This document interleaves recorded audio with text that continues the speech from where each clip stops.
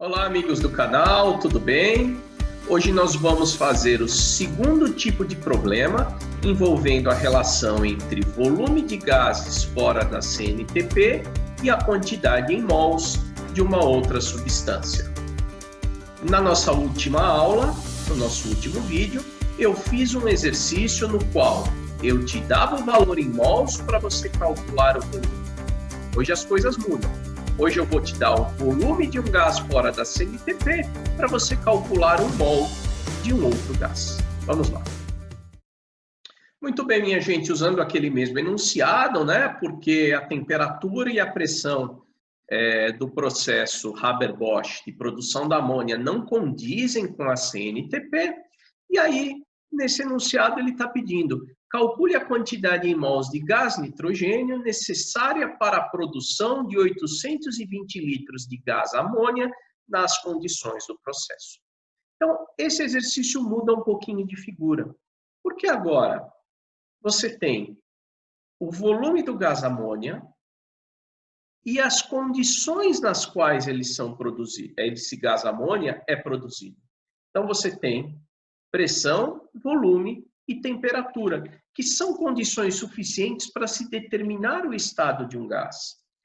Como esse estado se encontra numa condição fora da CNTP, 273 Kelvin ou 0 graus Celsius, e 1 atm de pressão, eu tenho que lançar mão da equação de Clapeyron para calcular a quantidade em mols da substância que eu conheço as três variáveis de estado, que eu vou chamar de substância conhecida, que no caso é o gás amônia. Então, o que eu vou fazer? Aplicar a equação de Clapeyron para determinar a quantidade em mols da substância conhecida.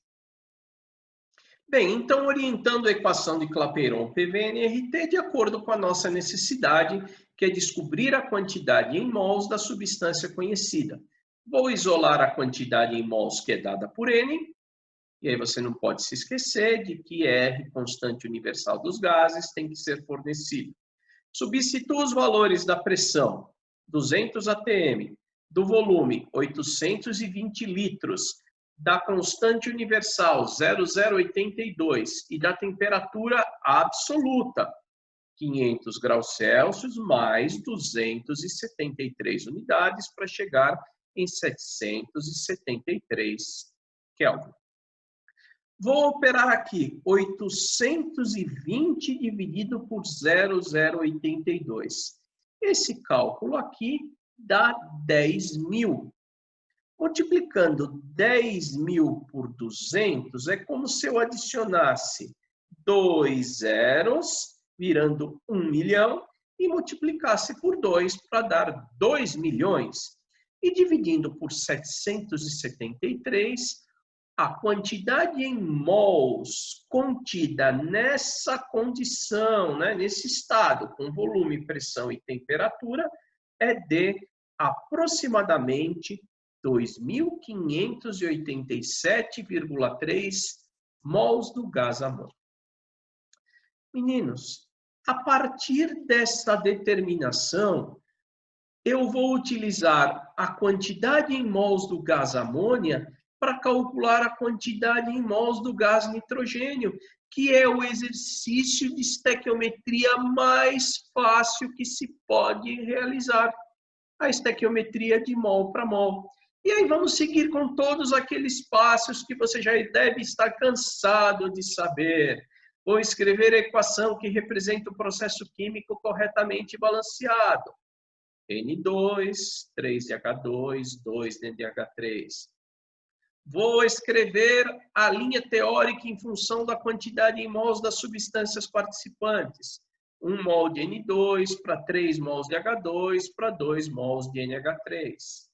Vou fazer a conversão sempre que for necessário. Nesse caso, como eu tenho mol calculado lá pela equação de Clapeyron e desejo mol, eu não preciso converter, vou pular esse passo. Próximo passo, escrever a linha prática do problema com o valor a ser utilizado, que foi aqueles 2.500 e tanto, que nós descobrimos lá na equação de Clapeyron, e a incógnita, que é a quantidade em mols de gás nitrogênio. E aí o último passo do problema é resolver a regra de 3, baseando-se na lei das proporções definidas. Se daqui para cá eu divido por 2, porque a proporção é de 2:1, aqui eu também vou dividir por 2. Para deixar os cálculos anotados, 2.587,6 dividido por 2 dá um valor aproximado de 1.293,7 mols do gás nitrogênio, suficientes para formar 820 litros de gás amônia nessas condições do processo Haber-Bosch, 500 graus Celsius e 200 atm de pressão. Bem, amigos, se vocês assistiram todos os 6 vídeos lá do comecinho, vocês perceberam que eu relacionei mol com massa, com quantidade de entidades, com volume na CNTP e com volume fora da CNTP de 2 modos diferentes.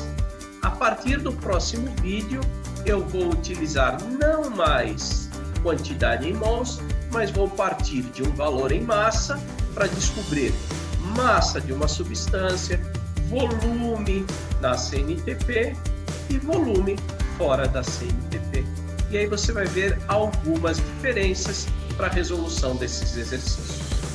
Se você gostou, dá um joinha, inscreva-se no canal, avise os amigos e se tiver alguma dúvida, escreva aí nos comentários que eu tento te ajudar daqui de longe.